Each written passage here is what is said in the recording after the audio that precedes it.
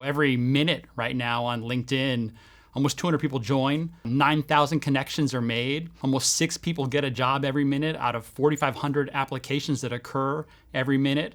And every minute, 1 billion LinkedIn notifications are sent to your inbox. Okay, I joke. Kinda. But you know what's having a moment right now? LinkedIn. You're almost hitting 2 years at LinkedIn as CEO. Happy almost work anniversary. What is different now at LinkedIn than it was 2 years ago? It's been fascinating to lead the company over the last couple of years through COVID, through a great talent reshuffle where professionals across the world are not only rethinking where and how they work, but why they work. And the whole world is turning to LinkedIn these days. Of course, that's exactly what you'd expect the CEO of LinkedIn to say. But I have to admit, lately, I've also been turning to LinkedIn. And not because I'm looking for a new job, but because the other social networks I use have all sorts of issues. I started Facebook, I run it, and at the end of the day, I'm responsible for what happens here. We weren't expecting any of this when we created Twitter over 12 years ago. LinkedIn has largely dodged the social media backlash. Why do you think that is? What it's all about on LinkedIn is connection for opportunity. It's about people who are having conversations around trying to get a job or trying to hire or trying to learn a new skill, maybe trying to buy or sell a new product, maybe trying to start a new company. Basically, people act a lot less like a jerk when they're trying to network for work, or when they're looking for, as he puts it, economic opportunity. So while LinkedIn may have long been known as the most uncool social network, it's actually one of the most civilized and useful social networks. And not only for us old, seasoned professionals. We're seeing a lot of Gen Z join the network right now. They're much more interested in portraying themselves through video or through a much more robust profile than maybe older generations. So we're seeing the platform evolve to much more cater to them. So how is the platform changing to respond to the influx of younger users? With new features that stand to modernize and get you using the 18-year-old professional network more. The feature I found the most interesting and want to see come to other social networks is a no politics button. It wipes politics news or chatter from your main feed.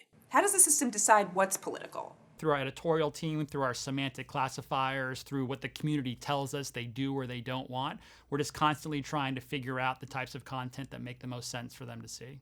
You guys are testing it right now, small amount of people. Do you plan to roll this out more broadly, and if so, when?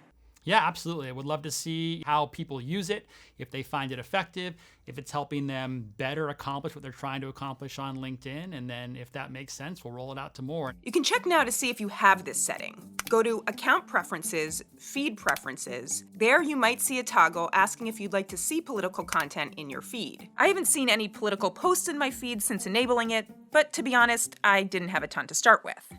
In the coming months, you'll also be able to launch a live audio or video event right on LinkedIn. Think Clubhouse and Zoom, right in the LinkedIn app or website. Especially through the pandemic, we saw a ton of events that moved on to LinkedIn. Obviously, professional events you can't have in person. And a lot of what we're seeing work on LinkedIn are things like career fairs that you couldn't, kind of do in person, or the small professional events and webinars. You can now also add video to your profile photo. In the mobile app, tap your profile photo, then tap Add Cover Story, and you can introduce yourself with a 30-second video.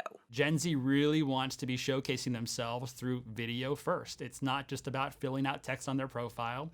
It's constantly sharing what they're doing, what they know, how they do it, how they know it through video. And just like every other social network, LinkedIn is trying to attract creators, people who make content, with new tools that let you reach bigger audiences on LinkedIn. But Roslansky says it's more than just sharing to go viral. Oftentimes, you think about creation for entertainment's sake. There's also creation for opportunity, which is I have these things that I want to be able to teach my network, and I'm going to find an interesting, creative way to showcase that on LinkedIn. Is there a compensation model for creators on LinkedIn? So we've actually taken a small group of people. We're, kind of compensating them more than anything for their knowledge of like, hey, what are you seeing and learning across LinkedIn that we should take into consideration as we think about building features for the masses? He's talking about LinkedIn's Creator Accelerator program, a $25 million fund that's going to creators to help them build their audience on the platform. And finally, I couldn't let the LinkedIn CEO go without asking about everyone's top LinkedIn peeves. First is the LinkedIn website, kind of a mess and cluttered. Thank you very much for the feedback. Absolutely something we're working on. For the record, that's what LinkedIn told me in 2016 when I complained about the same thing. The next is a lot of notifications and emails. We really want to put control in the hands of the members for what they do or don't want to get notified about. You can literally turn on or off anything that you want to know about. And I think it's really important to understand that you have a ton of people right now who are trying to say, hey, anytime a new job is posted on LinkedIn that hits these criteria, please notify me immediately. You can go into settings, communications, and get very specific about what you do and don't want to be notified about.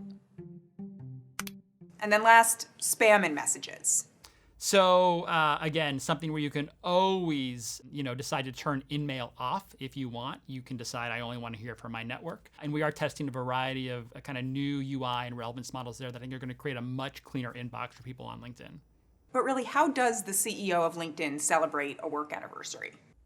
I haven't hit that 2-year anniversary yet, so I'll let you know. I'm sure you'll be notified when I do hit that anniversary.